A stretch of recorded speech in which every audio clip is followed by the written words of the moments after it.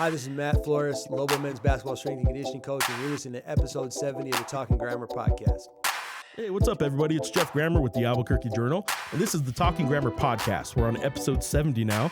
As you saw in the intro there, today's guest is the strength and conditioning coach for the UNM Lobo men's basketball team, Matt Flores.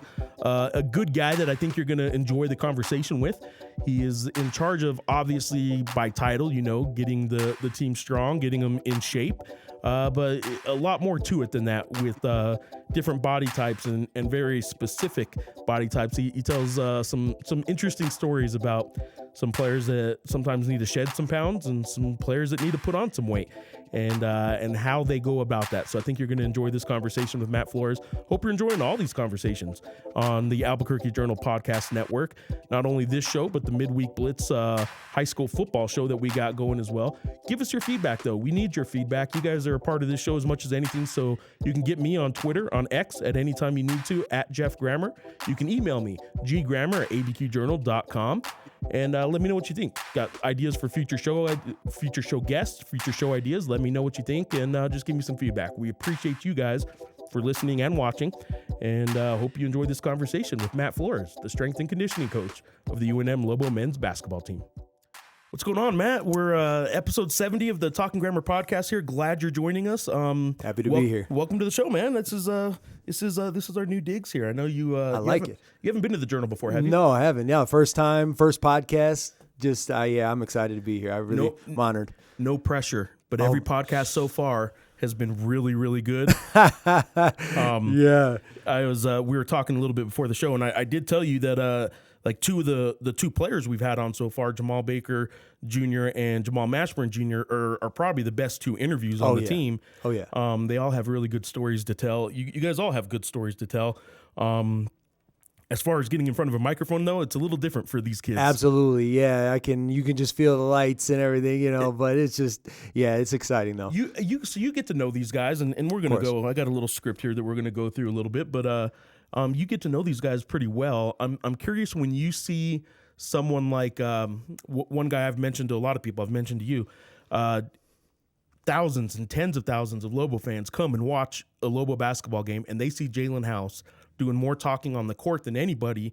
Are you surprised sometimes when you see a guy like that who maybe in the locker room or around his friends or on the court is one way, but then you put a microphone in front of him? Jalen House is so respectful and so quiet and so subdued. He is one of the he's not a great interview because he doesn't say a whole lot because he's trying to be cautious. He's not trying to say the wrong things off the court because sometimes he realizes he might say the wrong things on the court. Right. Are you surprised sometimes when you get to know these guys personality-wise and how different they are when these microphones come in front of them? Oh, 100%. I think House, just like you said, he's a great kid. I mean, literally, I love that kid. And, I think just basketball is his comfort. He just anything around basketball, just being with the guys, being on the court, like that's where he's his most vocal.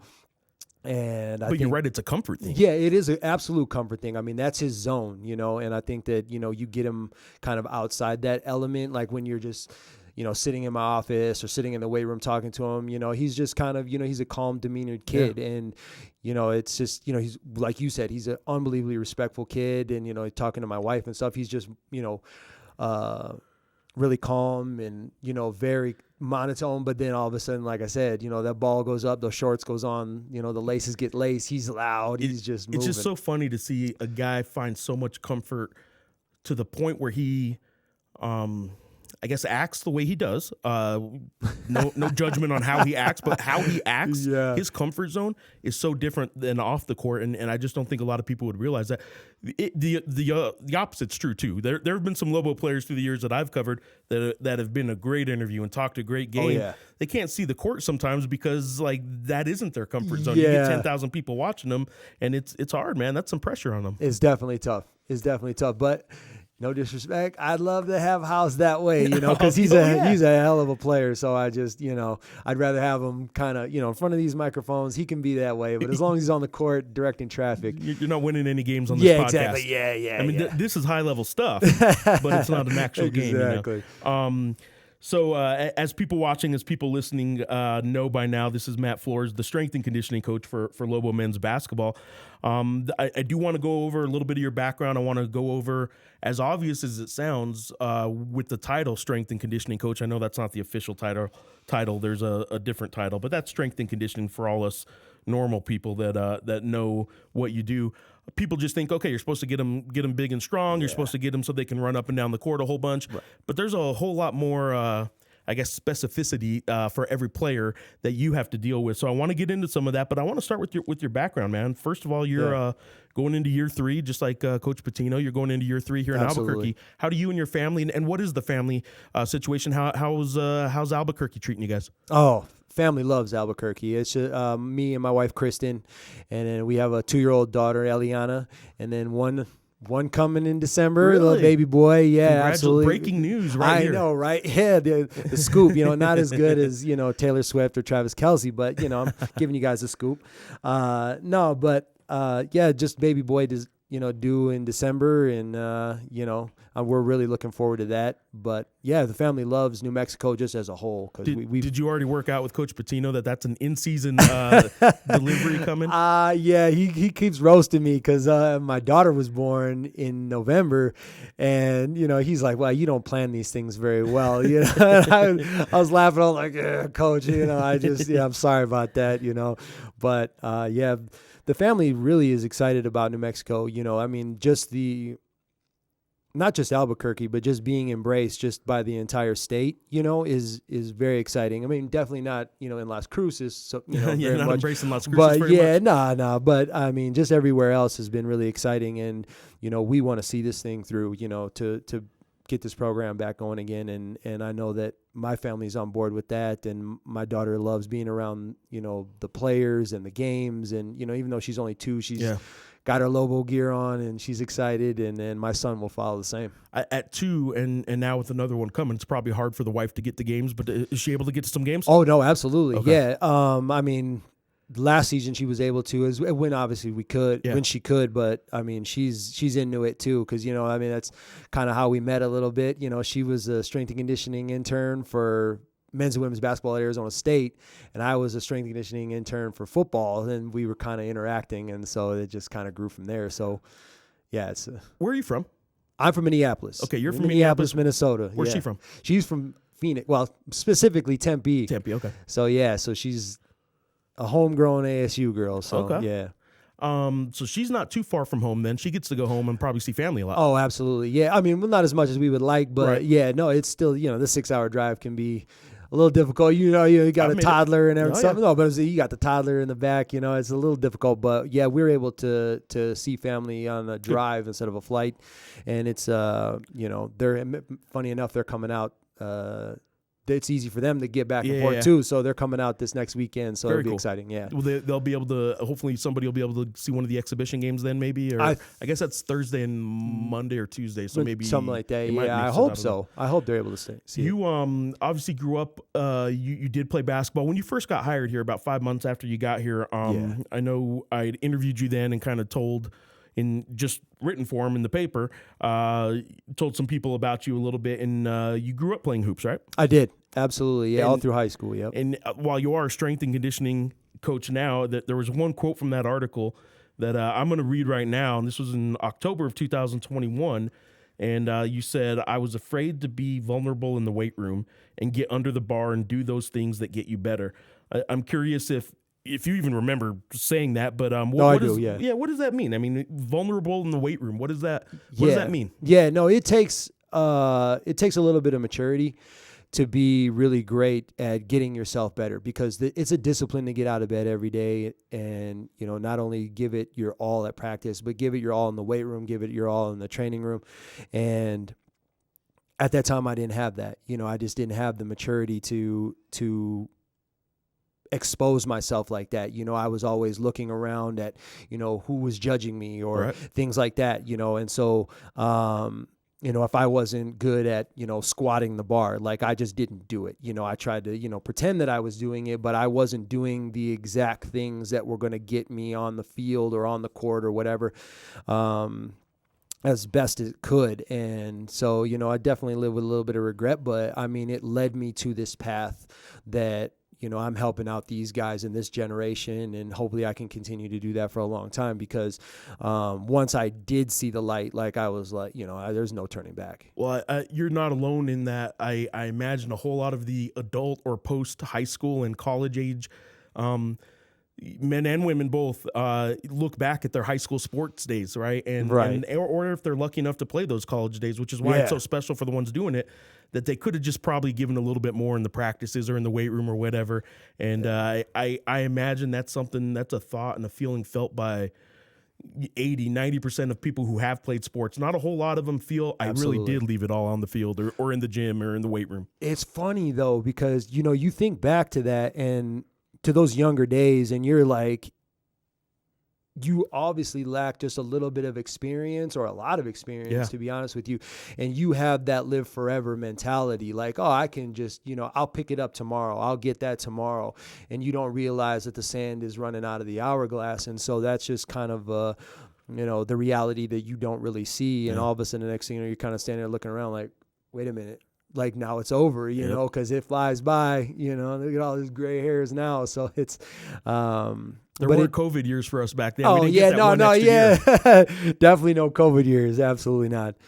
You, from your high school playing days, how good of a basketball player were you, first of all? Ooh, I would give myself a C at best. C+. I'll get C+ on some days. C+ on some days. Could you have ever played at any Division III level of basketball? Division III for sure. Definitely not Division II, or definitely not Division I. Yeah. Probably Division III.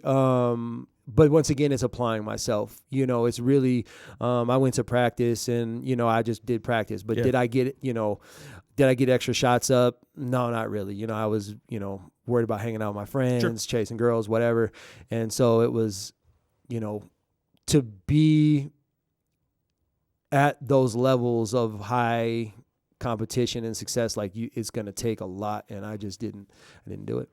You joined in 2001, if I have the year written down correctly here, you joined the Marines. Absolutely. One of the, if I remember correctly, you kind of said a couple of the big pivot points of your life, or big points of your life that got you to where you are professionally anyway. Right. One of them was joining the Marines. Absolutely. Why is that? They literally opened my eyes to what we were just talking about just a minute ago, because it was that those 5 years was kind of a tug of, obviously you got no choice. Right. You're in shape. You know what I mean? But it opened my eyes to that extra work that you need to put in. And the payoff from it, I imagine. Absolutely. Like, all of a sudden, starting to lift weights, keeping yourself physically fit. And all of a sudden there is like, man, like, I wasn't actually able to really dunk a basketball, like fully like dunk a ball, until I got into the Marines, and I was actually able to start applying some of these physical traits that I was developing. Right. And so, all of a sudden I'm like, wow, like, this is, I'm not even training specifically for basketball. I'm just keeping myself in great shape and, working out with my unit and doing the whole things. And so I'm like, man, like, this is amazing. And so, like, as it kind of just fed and it rolled from there. And then, some seeds were being planted. Yeah. All of a sudden I'm like, wow, like, how did this happen? And it just kind of dawned on me, like, what I was doing differently. And that's why all of a sudden I was like, wow, I really need to dive into this further. So after the Marines, you decided then to sort of make a go of fitness and Well, absolutely. What did you do? What's we'll kind of rapid fire through your career path that got you here, but like you worked at ASU, you had mentioned earlier. Right. You did some personal training. What did it start at ASU? Was that your first? It started at ASU. Yeah, I had helped out with the local MMA gym. I had helped out with athletes before, kind of on my own thing, trying to work my way around being a personal trainer at like an Anytime Fitness or Bally's and those kinds of things. And I knew once I had got my foot in the door that athletes were the way I wanted to go, specifically, not, general population and stuff like that.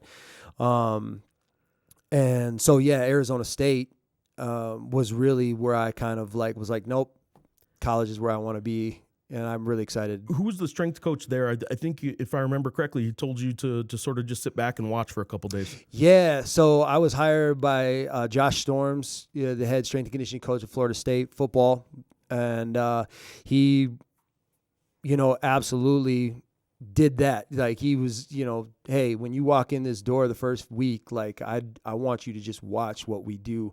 Like, don't think you have all the answers, because you don't.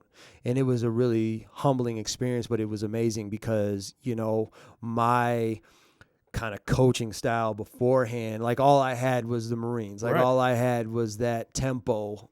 Drill instructor, drill sergeant style. Kind of, like, it's a lot more intense and a lot more in your face kind of situation. And so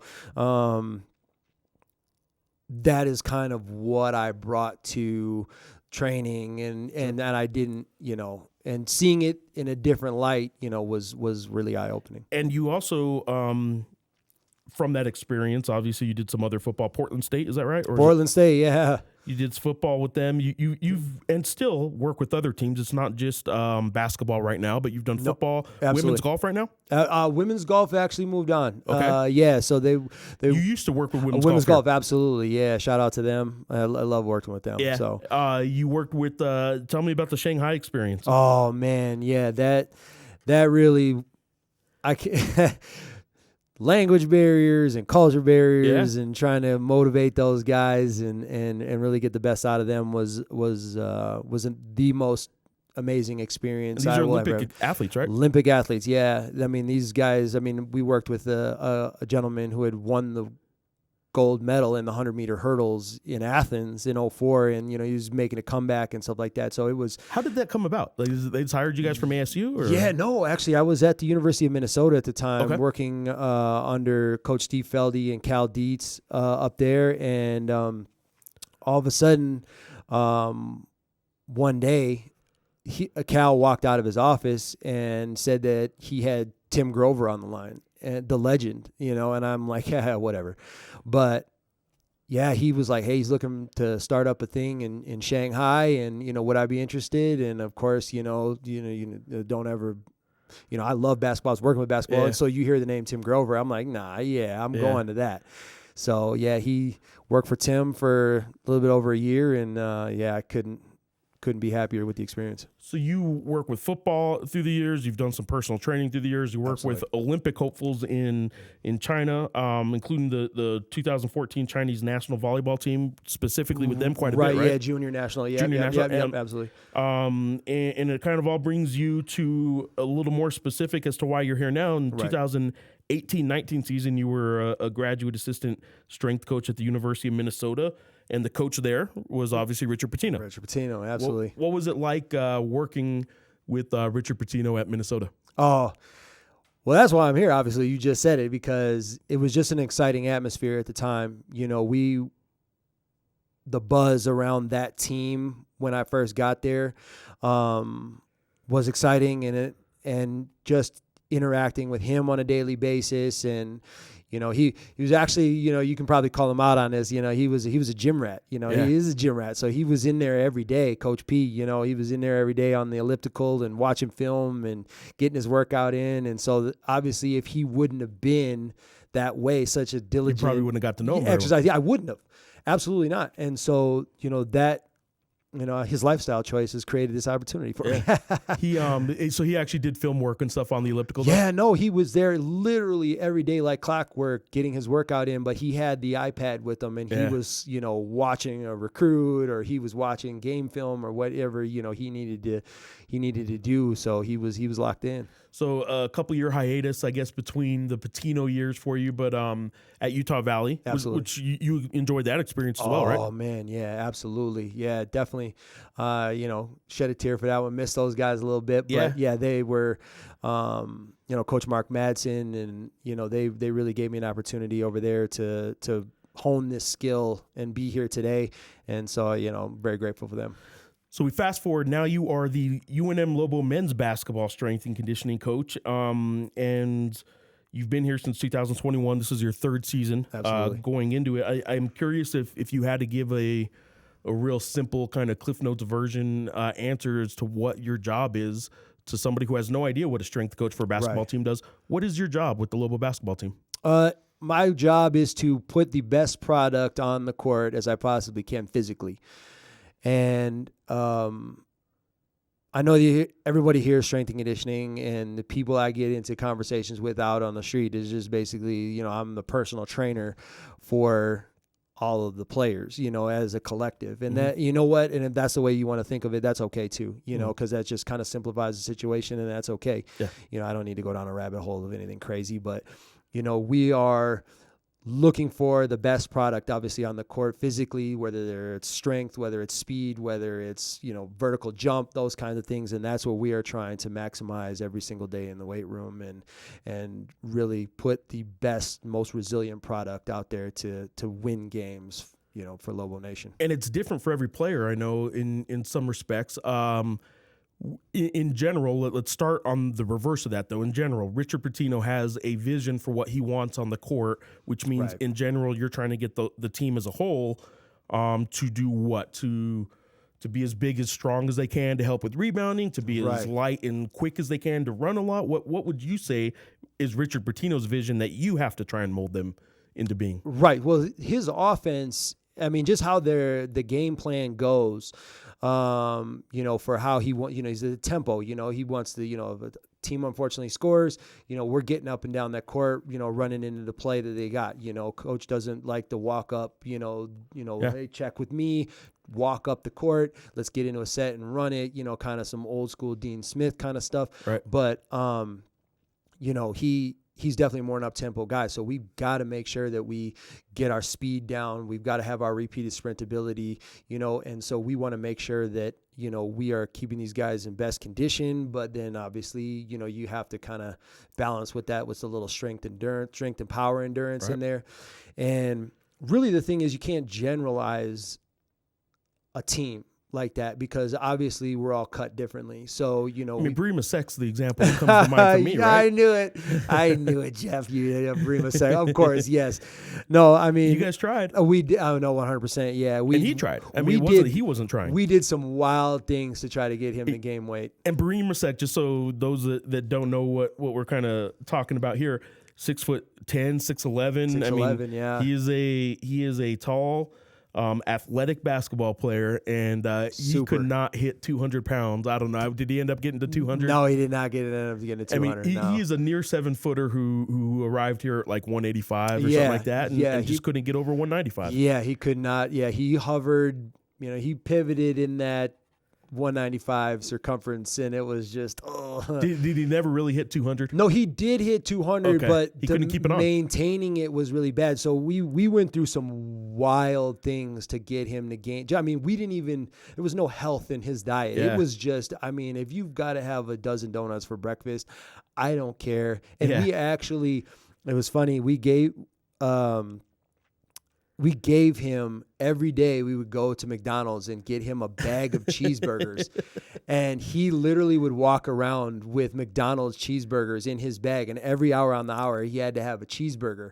And it actually is the thing that got him up to 200. But then literally, this is not a joke, he missed 1 week, and it was like a Monday through Friday he did the cheeseburger thing.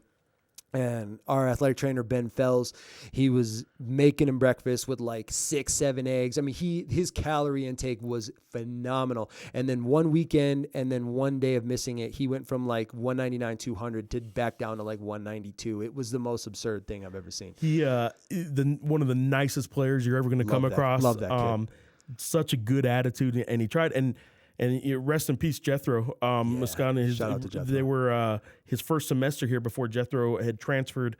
I remember Jethro making a joke at like a basketball media day that like he would cook. Like he was the cook of their group of friends. I can't remember if they were roommates or not. I think they were that first semester. I can't remember back then, yeah. But Jethro would cook a lot. And I had mentioned to him something about Barima trying to put on some weight. I'm like, well, if you're the cook, like, why can't he put on any weight? He's like, man, I'm putting protein powder in his pancakes every morning, or his oatmeal. That's what it was, oatmeal. So he ate a lot of oatmeal. He's like, I'm sneaking protein powder into his oatmeal every morning, and he's not putting on any weight. Yeah. So like the teammates knew about it too, and we're trying to help him. Crazy. Even Mash, Mash was like, like he would give MASH would give Barima his extra meals that we get from like signing sheets and those kinds of things. And it was like, I don't know much else unless he moves in and I hire a personal chef that just serves him nothing but barbecue 5 times a day. Like, well, the flip side of that is you got a whole lot of guys too that like got to stay off that barbecue problem too, right? Yeah, I mean, thankfully I don't have too many, but yeah, we have a couple.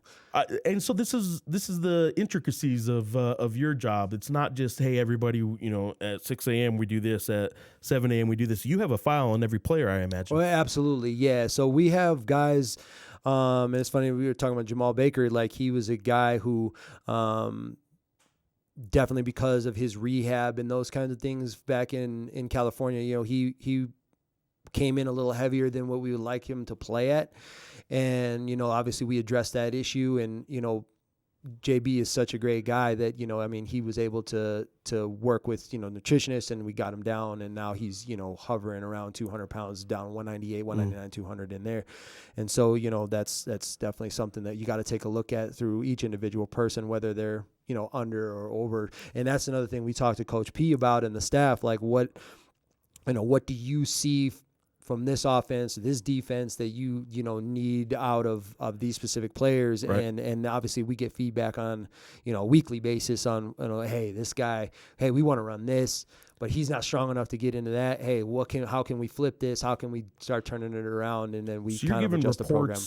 Either verbally or written reports pretty regularly to Pitino and the coaching staff, so they know where these guys are. Oh, absolutely. Yeah, they're giving me feedback just the same, and so may as simple as maybe looked slower today or something. Absolutely, like that. Yeah. Okay. And that's the dialogue that you want to have with the strength coach, because I got to know what they're seeing out of their offense and their defense, so that I'm able to start kind of flipping that. If they want to run a specific play to match up with a certain team, or, certain thing this season that they think is going to be successful with our personnel. Like, if we've got a guy who, can't run that for whatever physical reason, then that's my job to address it and make it so. Quick segue here. I did pull up Fairfield's basketball roster. That's where Brimasek transferred. He is listed for Fairfield at 6'11", 200 pounds. There it is.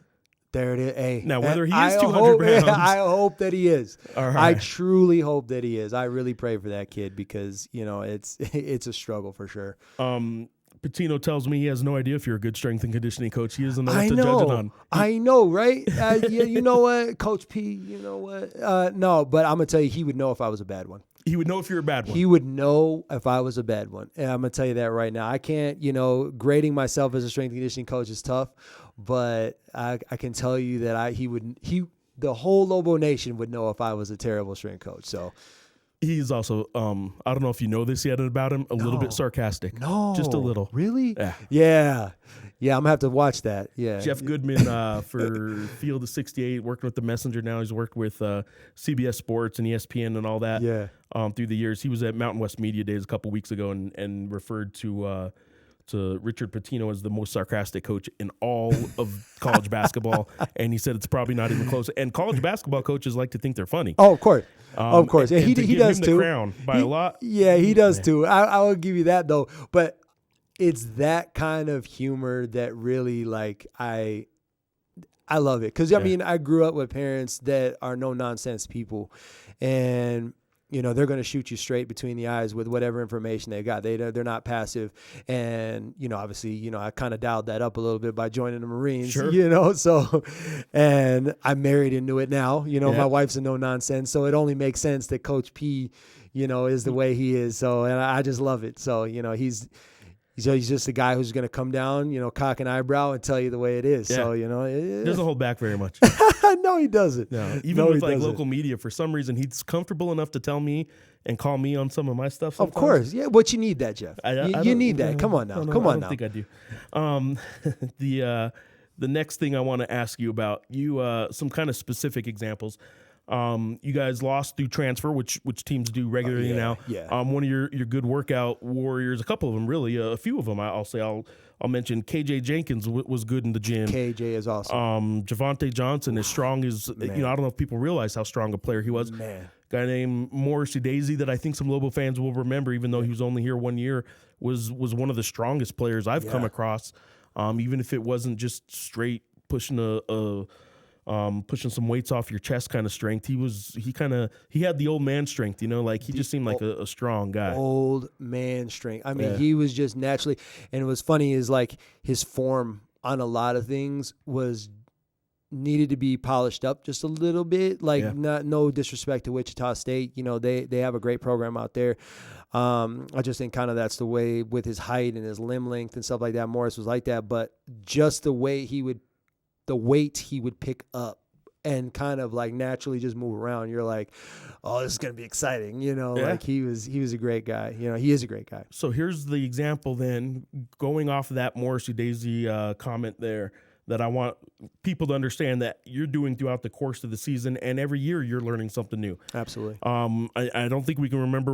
We were talking earlier about this, so I don't know if we remembered which non-conference game it was. Right. But there was some game you saw Morris Udeze, who I wouldn't say is the jump out of the gym kind of guy, but he apparently looked like it, at least on game film to you once. No, yeah. Early in the year. Yeah, no. So we had a thing we called the Mo package, and it was – we knew coming in that Mo was going to just be that game changer for us down low there. And so, it was really just work so diligently with Morris. And it's not that we didn't work with the other guys specifically like that either, but it was worked specifically with different players in different ways. For sure, absolutely. But Mo had this thing where he wanted to be around the rim without taking 7 steps to kind of wind up like it was on a runway and before he could jump. Yeah. And he wanted to be able to bounce around the rim just off of 2 feet in a static position. Yeah. And he worked so hard to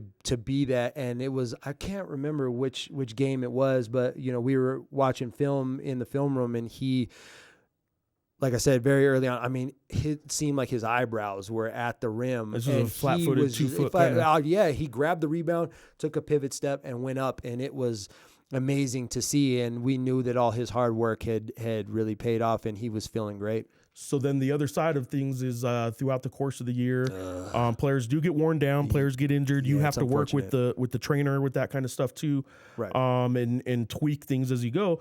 But I think, was it the Utah Valley game? It was Utah Valley, yeah. The guys are getting a little worn down, and that's going to happen on every team by the end of the season a little bit. But there was one rebound he got, if I remember correctly, it was a rebound, and then he went back up. Yep. And what happened? Yeah, it kind of got stuffed by the rim there. Yeah, the rim sent him back. Some Lobo fans may remember that because it looked so jarring because Mo hadn't done that all year. No, hadn't done that all year. Yeah, no, I kind of did some disservice to Mo a little bit, kind of saved his legs without jumping him enough, maybe a little bit. And that's during the season, you mean? During the season, so towards the end, yeah. So you backed off more than you wish you had? More than I wish I had. Just with him, I thought some other guys were feeling good, but I think with him just staying, he was a workhorse though. He was, and just the banging and just the soreness of him towards the end of the conference tournament and just the season itself, I just rested him a little bit more than maybe I should have. Yeah. And, once again, that's just a learning process for us, going into year 3, we know like what we're going to be looking at going into it. And, we've definitely dialed in a different way. But that's the natural tendency. You see some guys starting to wear out throughout the year. You want to back off, but there's some things, and that's what you're saying. That's what makes this a job, right? Right. Absolutely. You got to figure out like what to back off on, how much to back off, right? All that kind of stuff. All right, let's wrap up with this. Some specifics on this year's team. You guys do measurements at the beginning quite a bit. Like absolutely. You guys do, 6-week kind of cycles of training programs or? Yeah, so we'll do a couple in the summer and then a couple in the fall. So it's not quite 6 weeks, but it's, probably about 10 to 12. Okay, so you guys do some measurements. You guys do some training or write down some numbers. I'm curious, looking at those numbers, let's start off with just improvement. It's all relative. A guard's not going to bench or squat as much as a big man maybe, but like who would you say has made the biggest jump from springtime and over the summer to right now? Who are a couple of the guys that maybe have impressed you with their improvement? And maybe it's just because they started so far behind. I don't know. Right, yeah, Jeff. I'm not gonna lie to you. I'm gonna work on my political answers here pretty well. I'm working on my second career in politics, but once again, we've had a great off season. Okay. And I mean, I'm really excited about all the guys going in. I mean, I'm really excited about this season, even more so than last year. There's just a different feel, and I know Lobo fans are going to be really excited about that as well. But I mean, if there's just one guy who really jumped off the page just from a strength standpoint, and I know Coach P's, I'm going to hear about this for sure, but it's Braden Applehans. Really? No, 100%. Yeah, I got two guys. I mean, Donovan Dent has really put... Donovan's arms look bigger to me. Yeah, Donovan is surprisingly, without having the most well-rounded nutrition, he has really done a very good job of putting himself in position to be faster, stronger. Well, I mentioned that at a practice I was at recently. His shoulders look bigger than they did last year to me. Yeah, he's put on about 6 pounds, 7 pounds probably now since probably the beginning of the summer. All right. And all of his numbers have gone up. His numbers have gone up in strength. His numbers have gone down in speed, which you want because that means you're just moving it faster. And Braden... Well, that's the one that surprised me because you look at Braden and he doesn't look like he's look like it. He's not the guy that's going to win some gym, some weight room accolades from the strength coach, but he is. Yeah, the physique contest. Yeah, I don't know about BA, but I mean, he has been so diligent because he knows where his abilities are, and he reminds me every day. He tells me I'm coming in here to get it, That's and I'm awesome. like, wow, But if you look at his legs, you're like, wow, okay, you've got some development here, All right. and so his lower body has been phenomenal. We definitely, like I said, everybody's cut different, so we really want to make sure that his upper body's catching up. But I mean, when he got here, his max dumbbell bench, because he can only lift dumbbells for various reasons, like on a bench press or a row. Yeah. And so, that was his max was only 35s. Yeah. So, because they didn't really have a program for him in high school. So, to see him go from 35s up to 90s now in repping him out, it's been really exciting to see. We just gotta, maybe add a few more pounds to him here, and we'll get him on the cheeseburger. Yeah, diet. I know. I've already started with the cheeseburgers with him. Yeah. Awesome, man. Well, look, I don't know how often you get in there, and can you still put up some weight? I can still put up weight, not as much as I would like to. The numbers quite aren't there at 40 as they were at 27 through 30. But I wouldn't be a good strength coach if I wasn't setting the example. Sure. I don't think. I know the guys. They're great kids, and so they test you a little bit. Yeah. Oh, you want me to do this? Let me see you do it. And so I got to be able to. Every now and then you got to show them. Yeah, at least every now and then I got to be able to put up some decent numbers to keep up with them. So awesome, man. This is a team that I know you're excited about. Absolutely. Lobo fans are very excited about. Absolutely. So hopefully we see them on the court running and in shape and have some muscles to them. And sure. If they don't, every Lobo fan now knows who to come to and send their booze to. You guys see the face. I sit in the corner on the bench. I'll You're take intense it. Too. I'll take it. I try. You know what? I love to win. I love this. I love this team. I love this experience. And so, it kind of comes out that way. Matt, appreciate you for coming in. Thank you for your time, man. No, thank you, Jeff. I appreciate it. All right. Well, I hope you enjoyed that conversation with Matt Flores, the strength and conditioning coach for the UNM Lobo men's basketball team. Hope you're enjoying all these conversations that we're having on this podcast. Every Tuesday, they're coming out on abqjournal.com. You can get all the links to it there. You can get us on Spotify. You can get us on Apple Podcasts. You can get us on YouTube, where you can watch the show. And anywhere you get your podcast, you can download and you can listen to this show. Hope you're enjoying these. Hope you're enjoying the Midweek Blitz, the high school football show we have coming out every week with our preps guru, James Diotis. Let me know what you think. Feedback is always appreciated. ggrammar@abqjournal.com is my email, or you can get me online at X or Twitter at Jeff Grammer is where you can get me there. And as most of you probably know by now, I do respond pretty regularly on Twitter. I'm very active, more than I should be. So let me know what you think there.